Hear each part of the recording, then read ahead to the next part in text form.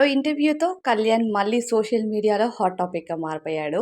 Kalyan 'big boss' తర్వాత చాలా ఇంటర్వ్యూస్‌కొచ్చాడు. అలానే కొన్ని షోస్‌కి, బ్రాండ్ ఓపెనింగ్స్‌కి ఇలా చాలా చాలా బిజీగా ఉన్నాడు.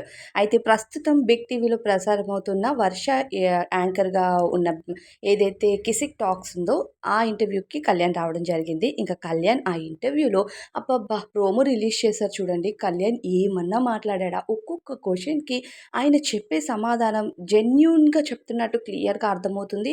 అండ్ ఆయన చెప్పే విధానము నార్మల్ లైఫ్‌లో లీడ్ చేస్తూ జనరల్‌గా ఆడుతూ పాడుతూ సమాధానం చెప్తే ఎలా ఉంటుందో అలా. అంటే ఇప్పుడు నేను ఒక ఇంటర్వ్యూకొచ్చాను. ఆ ఇంటర్వ్యూలో ఇలానే చెప్పాలి అని ముందే ప్లాన్ చేసుకొని అలా ఏమీ లేదు. చాలా చాలా బావుంది ప్రోమో.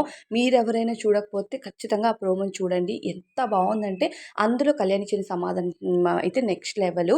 ఇప్పటికి 'బిగ్ బాస్' హౌస్‌లో నీకెవరు బెస్ట్ ఫ్రెండ్ అని అనుకుంటున్నావు? నీకెవరు ఇంపార్టెంట్ అనుకుంటున్నావు అంటే తనుజ అని క్లియర్ కట్‌గా చెప్పాడు.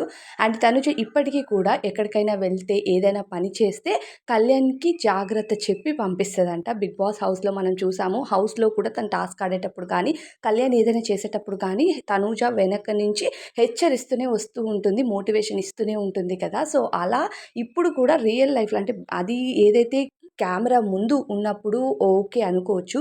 కానీ కెమెరా తర్వాత కూడా వాళ్ళు అలానే ఉన్నారంట. ఇప్పటికి కళ్యాణ్ అక్కడ చెప్తూ ఉంటే నిజంగా ఆళ్ళిద్దరిని కాంబినేషన్‌లో ఇష్టపడే వాళ్ళకి గూస్ బంప్స్ వస్తాయి. అసలు 'కిసిక్ టాక్స్‌లో' కళ్యాణ్ మాట్లాడిన విధానం అయితే సూపర్బ్‌గా అనిపించింది.